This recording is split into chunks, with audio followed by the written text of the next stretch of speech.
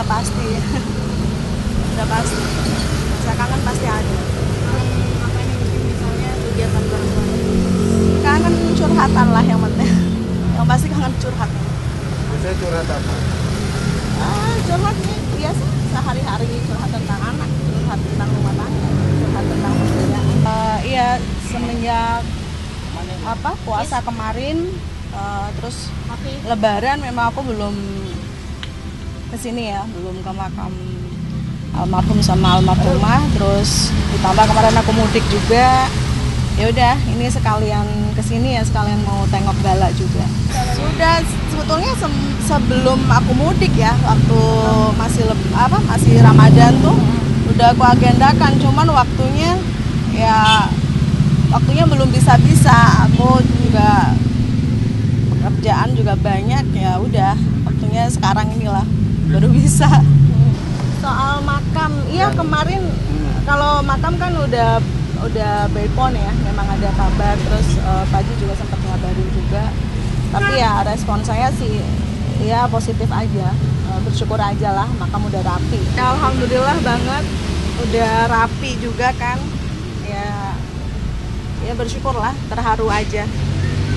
Bicara kita juga kan memang di keluarga besar kita memang rata-rata dari nenek kakeknya Cika juga ya, dari almarhum bapak ibu aku juga sama kan, bersampingan gitu juga. Ya terharu lah. Kalau harus ngejawab makam yang mau dipindahkan, aku udah pernah kasih statement sih ya, maksudnya ya sangat amat disayangkan saja sih. Udah dari sebenarnya komunikasi kan udah dari Lebaran kan, sekalian minal aidin wal faizin, belum sempat main juga. Terus seminggu yang lalu kebetulan udah sempet ketemu juga kan, terus tapi belum bisa ketemu gala karena ketemu di luar. Jadi ya udah, kita bikin agenda lagi, mudah-mudahan minggu depan bisa lah Pak Haji saya main ke gala gitu. Sekalian silaturahmi, kan lama nggak silaturahmi ke keluarga beliau. Kenal Reski itu di mana sih kira-kira? Beli rumah gue dulu di Kemang. Oh di Kemang, Reski mau beli rumah Mbak Weni? Iya. Kenal di situ? Kenal di Kemang. Dan gue dibilang pelakor, nggak ada, ini bukan pelakor. Gue tidak terjadi masalah ini tengah pernikahan mereka. Ya, sedih gitu. Lo tahu akhirnya gitu. Orang yang dia tunjuk di foto itu, yang menjadi pertanyaan buat dia, mungkin sebentar lagi akan terbukti. Ma, aku foto sama artis ya. Sande, ini posisi lo deh, gitu. Sedih nggak sih lo? Sebadung-badungnya laki gue, banyak teman laki juga kan. Oke, gue cuma cukup satu kata dari Reski. Bilang, depan media, Keke bukan anak dan darah daging saya. Nangis itu dalam arti terharu lah ya, terharu. Saya kan tidak mau sebenarnya anak saya jadi bual-bualan orang. Anak saya dihina di medsos, siapa sih ibu yang tega? Dan selalu gue diungkit masalah, ini 17 miliar gini-gini. Kalau saya bicara uang, saya pernah sama Keke tinggal di kos-kosan bertiga sama anak saya. Nggak bisa beli susu. Kalau bicara ini materi, salah gitu. Ya, saya pernah dalam keadaan tidak bisa beli susu Keke kok. Saya kejar yang namanya Reski Aditya, nggak ada. Dan Reski tahu kok hal itu. Anak saya sudah mulai menanyakan siapa ayahnya. Keke sudah tahu betul berita-berita sebetulnya gitu kan. Dan di pasal 3 ayat pasal perlindungan anak, bahwa setiap anak di muka bumi ini berhak mengetahui identitas biologis ayah dan ibunya. Artinya perjuangan ini kan kita sampai menemukan titik akhir gitu ya. Apapun hasilnya, kalah menang dalam perjuangan buat saya, buat kami itu biasa gitu kan. Tapi di sini kan saya berharap banyak pada keadilan hukum ini juga, bahwa diberikan kesempatan kepada Keke untuk mengetahui identitas dirinya, siapa ayah biologisnya. Mudah-mudahan apa yang saya lakukan saya tahu tidak benar, tapi mudah-mudahan kedepannya tidak ada lagi kesalahan yang sama dilakukan oleh anak saya. Dan ini kan kemenangan buat anak-anak di luar sana juga yang mempunyai nasib sama seperti Keke. Mereka semua berhak tahu kok siapa ayah dan ibu. Hal simpel kok. Kalau memang merasa bukan ayahnya Keke, buat apa sih takut dan lari menghindar ke sana kemari? Buktiin aja, sesimpel itu. Kalau memang bukan, kan kita bisa berpikir secara logika, itu aja sih. Tapi artinya beginilah, yang namanya nafkah itu kan kembali, buat saya pribadi, nafkah itu tanggung jawab sesuatu yang tidak perlu diminta, datang dari hati. Tapi kalau dalam kasus begini kan kita kembalikan kepada alur hukum ya Mas ya. Mungkin Mas Ferry lebih paham kalau menafkah itu bagaimana gitu. Buat saya sih, akuin saja dulu kepentingan anak ini gitu kan. Keke akan lebih bangga kalau ayahnya mengakui dia secara gentle di depan umum. Yang Maha Kuasa dengan ngasih gue tumor payudara. Jadi gue nggak pengen kalian ada yang worry, please.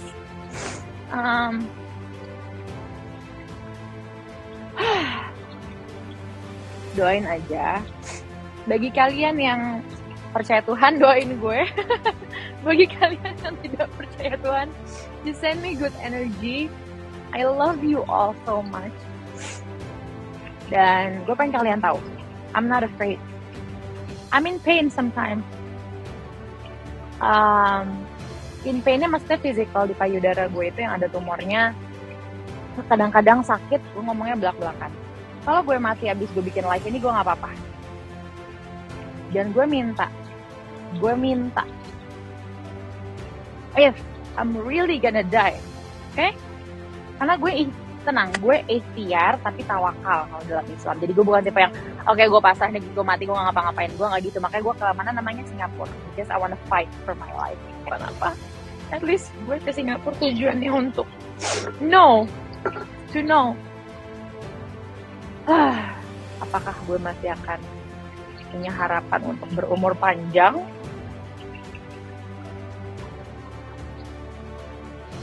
atau tidak. Ingat kata ibu, kita ngobrol banyak beberapa hari terakhir, Nen. Ibu kasih kamu lagu Sienna yang ibu ciptain buat kamu. Listen to that song. Ya, ingat kata ibu. Look at me, I'm happy. And if I go, I'm gonna be happy too. If you pray for me. Kalau Nena doa buat ibu, I'm gonna dance in heaven. Walaupun gue cuman mengalami quantity yang kecil dengan anak gue, setiap minggu 2-3 hari aja, gak setiap minggu juga, but it's fine. Gue bersyukur Sienna itu disayangi oleh keluarga yang sayang sama dia, dan dia tahu kebesarannya. Gue make sure Sienna tahu her life. Gue pengen bisa pergi ketemu bokap gue sebelum gue kenapa-napa. Gue ke Singapura. I believe in magic, you know. Like this song coming up, I'm about to talk about my dad. Maybe Allah akan memperbaiki jalan hidupnya. Maybe that's a sign. Dan Caca pengen Papa tahu kalau Papa nonton video ini, dan sebelum MRI tiba-tiba ajal menjemput. Serius gue, mana kita tahu sih, ya Allah. Jadinya pas sampai Jakarta gue bisa nyamperin bokap dan make sure ke Papa. Pertama minta maaf sama Papa, nyamperin dia. Karena dia udah lama gak disamperin sama orang-orang yang dia sayang karena pandemi dan lain-lain. Jadi terbatas transportasi dan segala macam. You know? So I want to go to him. Jadi tumor itu ada yang jinak dan ada yang ganas, ya. Nah, yang ganas itu namanya kanker. Nah, jadi kalau ada yang jinak, itu hanya tumbuh di payudara saja dan tidak menyerang jaringan-jaringan sekitar. Tapi kalau yang ganas itu ada pertumbuhan selain di payudara, ya, tumbuhnya relatif lebih cepat, kemudian dia suka menyebar ke jaringan sekitarnya, misalnya ke kelenjar getah bening ketiak, ke kelenjar getah bening leher, terus ke tulang dada, ya, ke tulang iga, ya, otot-otot di belakang payudara, bahkan bisa menyebar sampai ke organ-organ jauh, misalnya paru-paru, tulang, hati, bahkan sampai otak. Nah, itu bedanya antara tumor payudara dan kanker payudara. Usia tumor payudara itu biasanya usia muda, di usia di bawah 30 tahun atau 20 sampai 30 tahun yang paling banyak. Ya, biasanya namanya itu yang dikenal namanya fibroadenoma. Nah, penyebabnya pastinya tidak diketahui, tapi ini berhubungan dengan hormon estrogen. Ya, nah, jadi ada beberapa wanita yang hormon estrogennya terjadi banyak terjadi berubah, membuat sel-sel normal payudara berubah sifat menjadi tumor jinak. Nah, kalau misalnya tumor jinak ini tidak dilakukan treatment, lama-kelamaan dia bisa berubah menjadi ganas di usia di atas 30 tahun. Nah, jadi sampai saat ini faktor penyebab utama tumor payudara itu belum diketahui, tapi dia sangat berhubungan dengan faktor hormon estrogen yang ada di dalam tubuh wanita itu sendiri.